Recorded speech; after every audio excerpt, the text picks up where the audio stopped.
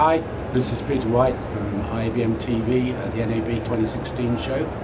I have with me James and Dave from Avid and Facilis, and we're going to be talking about post-production and storage, some of the issues that the new formats are causing, and just generally what their views have been about the NAB show. So, Dave, let's start with you. Sure. Well, thanks for having me, first of all. I really appreciate you having Avid and myself represented in our discussion today.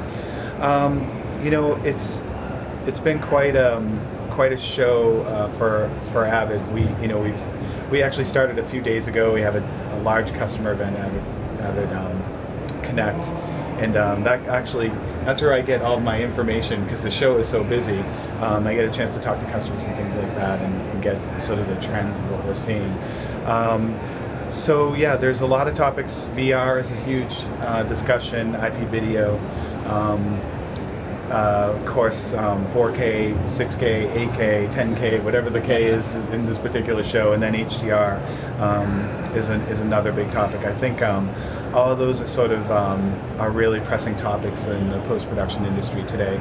It's all about how do you tie together all those elements, and because those things, as they get introduced, complicate workflows that people are working with today, and I think that really brings how you make those workflows work efficiently, how you can introduce things like complex metadata into the workflow, how you deal with that from capture all the way to monetization when you distribute, and everything in between. But I really think a couple of topics that I'm hearing about over the past few days has been IP video, HDR, VR, humongous conversation going on today. Right. Because there's been a lot of talk about collaboration and open systems, and I think there's been quite a lot of reaching out now by organizations like yourself to give platforms for everybody to work on. Is that what I'm getting? It's true. We, one of the things we're talking about this year at the show is, of course, we have our Media Central platform. We've been working on that for a number of years, and that's built to really not only take Avid products and Avid workflows and make them work together, but actually bring the industry together so that we can fulfill workflow needs that Avid may not be making in its products, and that's really its overall goal. Behind the scenes, what's going on is that there's a lot of interactivity, web service, and things like that, and collaboration is a humongous pain point for our customers, and we hear that all the time. So at the show, we're actually showing Pro Tools collaboration, which is a really neat concept, using the cloud as an intermediary for session file creation for musicians. Right. And so you can have co-located musicians anywhere in the world, and they can create a song using the cloud as their intermediary, and it's really neat. It's driven by the platform, and platform is a big thing these days, and it's really one of the first proof points we are showing that. Yeah, it's really showing the transformation of how the industry is working with collaboration. So that's interesting. James, on the storage side, I guess all of this new formats and all of the new 4K, 8K, 12K, whatever. 12, 16, right, wherever it's you want to go. It's causing you some issues. Yeah, 21, 22, whatever it takes. The VR stuff is especially interesting to us because I did some research over at the Boris, talked to the Boris guys a little bit, because they're doing a lot in terms of working with stitches, working with the VR plates and everything, and in full motion. And finding out that a lot of the software that's involved in the standard compositing and affecting of video has to be rewritten, has to be changed completely to work with VR. So we're going to find that there's a lot of these new products coming out, and we have a little bit of time to think about how exactly we're going to do this in a real world scenario. How we're going to do real time video, how we're going to do 60p, VR and HDR format, 16-bit, at a very high resolution, lossless compression. I mean, all these things are extremely important to thinking about future-proofing systems. And of course, when it comes to the hardware of the system, you can just keep on adding drives, and you can keep on sort of building a system out that way to make sure that you have enough for the future where you need to go in your productions. SSD is another option there as well. We're doing a lot with SSDs and hybrid solutions, and sort of educating our customers, and while receiving feedback from them on how exactly to work with SSDs, how exactly to work with their projects in a way that's logical, and will avoid them having to pay a huge price for infrastructure that's going to be somewhat obsolete in a couple of years. SSDs are going to keep growing in size and keep dropping in price. So you dip in a little bit with what you need to do. We make it easy for them to work in a workflow that now includes conform and color on very high bandwidth drives, and sort of the remainder of the craft editorial workflow on the standard spinning disk with a very high capacity, all the way up to 8 terabytes today in our solutions.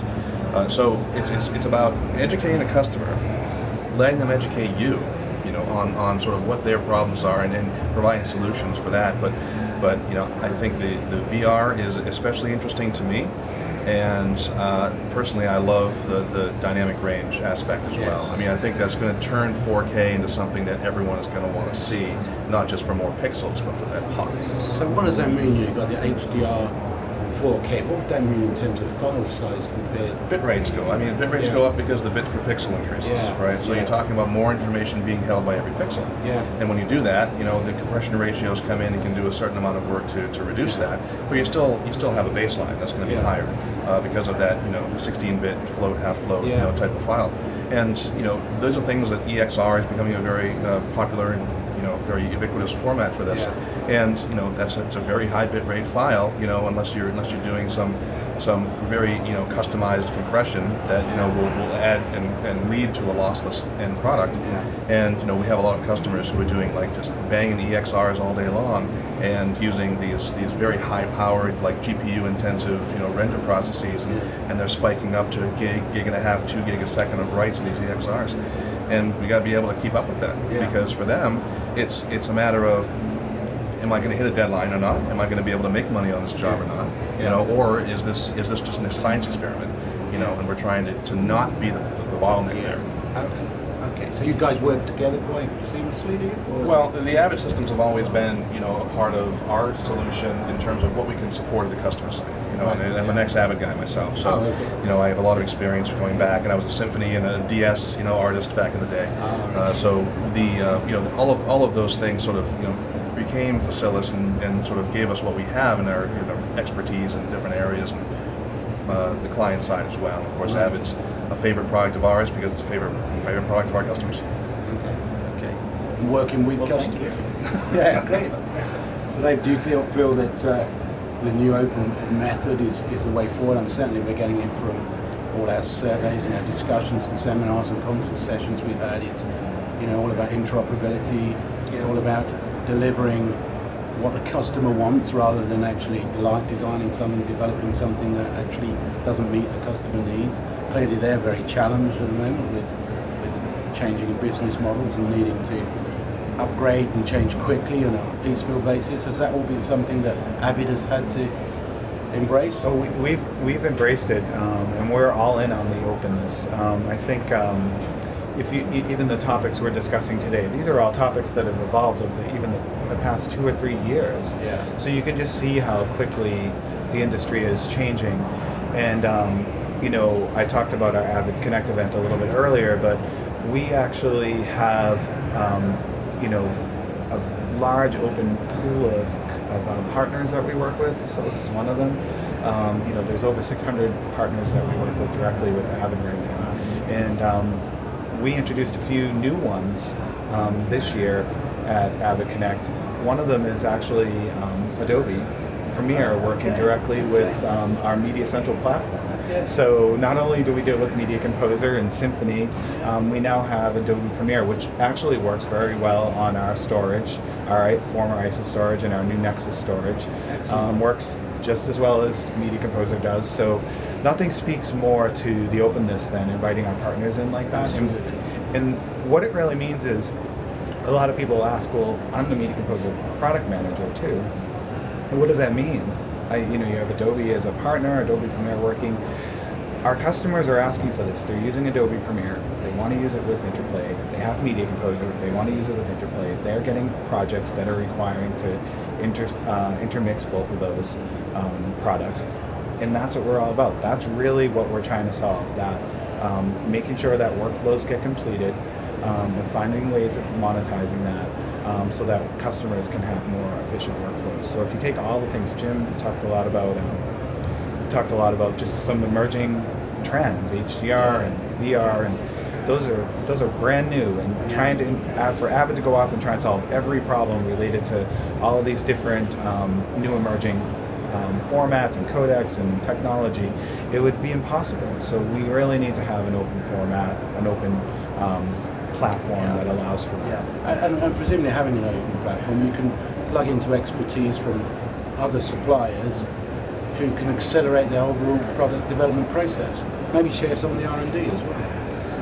Well, I would think that, because of the expertise in different areas. I mean, Blackmagic Resolve, does very well in the Conform, and their timeline editor, of course, the color grading solution, and it's a very fast system. It's very, it uses GPU very well, as well as Adobe. And Premiere has, this great sort of, mixing rasters in the timeline. It has a great openness in terms of codecs and all these things. And so, including them in a workflow that works for everybody in a facility with multiple different types of tools.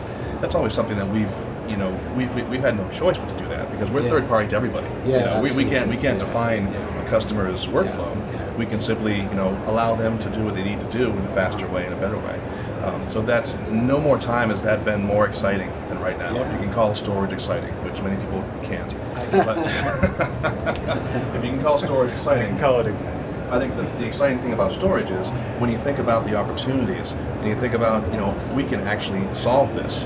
There's a problem out there and we can actually solve it, and we can solve it in a way that's going to be usable to the customer, it's going to be cost effective, that's going to be scalable, that's going to be able to be sustainable years and years from now. We have customers who have 10-year-old systems now. We've been doing this for 12 years. We have 10-year-old systems out there that are finally coming to us and saying, I guess I better do something about this.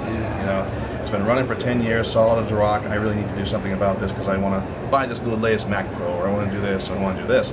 And we want everyone who owns a system today to think 5, 7, 10 years in the future. And be sure that if that happens, and for some reason they can't, forklift the system out, and they can't make a major improvement to their infrastructure, that they'll be able to keep using the system.